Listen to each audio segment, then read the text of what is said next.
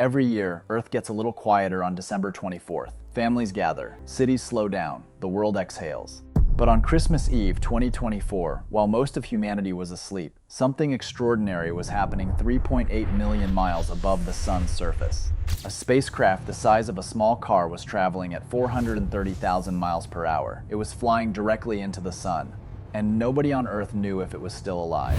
To understand why this mission mattered, you need to know about one of the most embarrassing unsolved problems in all of physics. Here's a rule you learned in school. The closer you are to a fire, the hotter it gets. Move away and things cool down. That's not an opinion, that's the law. The sun's surface, the photosphere, burns at roughly 10,000 Fahrenheit. Brutal. Incomprehensible. The kind of heat that makes steel evaporate like morning fog. But then move away from that surface, up into its outer atmosphere called the corona, and temperatures don't drop. They explode. 3.6 million degrees, that is 360 times hotter than the surface directly below it. Imagine walking away from a bonfire and feeling the air burst into flames. That is the kind of rule-breaking the corona pulls off every single second. Physicists have known about this problem since the 1940s. They've argued about it, modeled it, theorized about it for 8 decades. And for 8 decades, no one could get close enough to check until now. Before we get to the mission, we need to go back to 1958 and to a young astrophysicist who was about to be humiliated by the scientific establishment. His name was Eugene Parker. Parker was 31 years old when he proposed that the sun was constantly releasing a stream of charged particles, plasma, flowing outward at millions of miles per hour in every direction. He called it the solar wind. He wrote it up and submitted it to the Astrophysical Journal. The reviewers rejected it, told him the idea was physically impossible. The editor, who would later win the Nobel Prize, overruled them and published it anyway. 3 years later, NASA's Mariner 2 spacecraft detected a constant stream of charged particles flowing outward from the sun on its journey to Venus. The solar wind was real. Parker spent the rest of his career building the theoretical framework for nearly everything we understand about how the sun behaves, from solar flares to the magnetic bubble shielding Earth. And in 2018, NASA did something it had never done before. It named a spacecraft after a living scientist.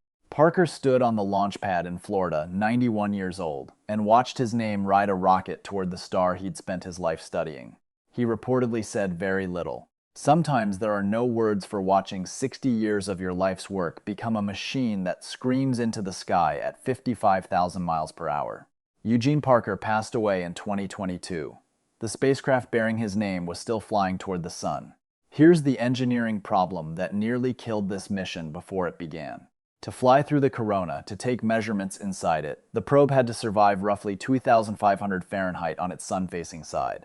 Hot enough to melt steel, hot enough to vaporize aluminum. So NASA's engineers asked a question that sounds almost childlike in its audacity. How do you build something that sits in a 2,500-degree environment and keeps the instruments inside it at room temperature? The answer was carbon.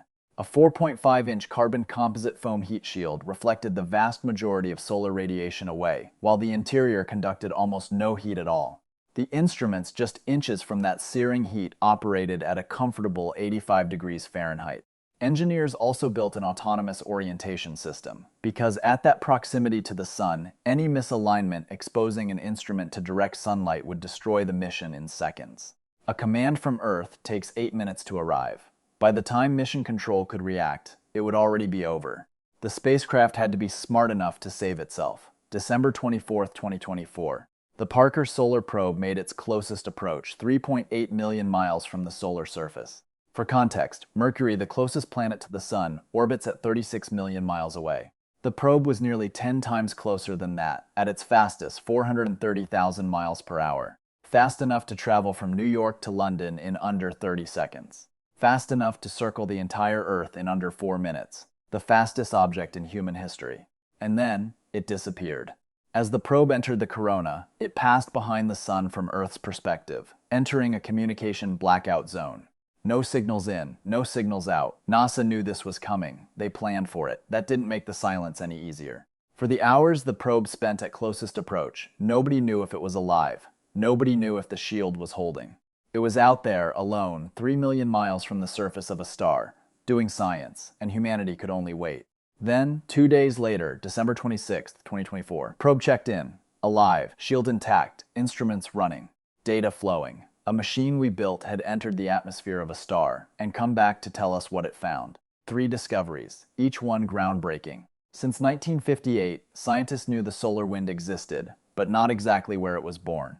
The Parker Solar Probe flew through the very zone where it forms, directly measuring particles being accelerated for the first time ever.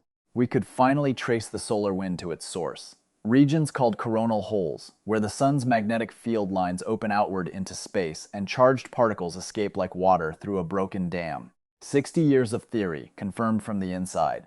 Among the data was something nobody had ever seen: sharp, zigzagging reversals in the solar wind's magnetic field, snapping one direction then flipping back again over and over. Scientists called them switchbacks. Here's why they matter. These structures appear to carry enormous amounts of energy.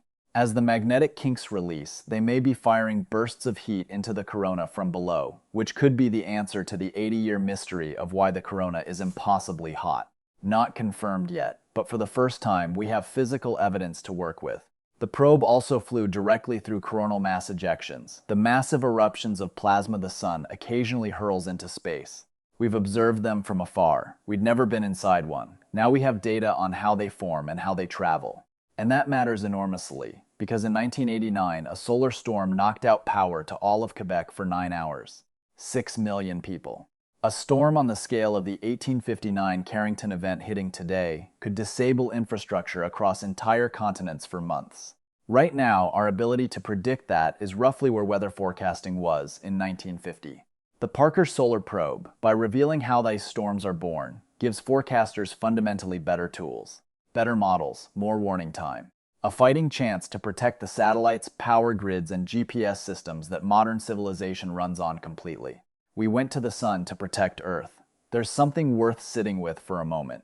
The Parker Solar Probe is right now the most isolated object humanity has ever sent somewhere dangerous. It survived temperatures that would vaporize metal. It flew through a region of space that, for most of human history, we could only observe from 93 million miles away. And it did it on Christmas Eve. Eugene Parker, who spent his career being told he was wrong, who watched his ideas get rejected and then proven right, once embodied what science at its best truly is: the willingness to hold an idea long enough for the universe to confirm it. The Parker Solar Probe represents not just what we now know about the sun, but what humanity is willing to do to know it. We built a machine that could survive touching a star. And on a quiet December night, while most of the world was sleeping, it found answers. If the Parker Solar Probe could answer one question about the sun that hasn't been solved yet, what would you want it to be? Drop it below. Best answer gets pinned. Then, if this video was worth your time, hit like. It genuinely changes how many people see this story. And subscribe with notifications on for our next deep dive, the James Webb Telescope's most mind-breaking discovery to date.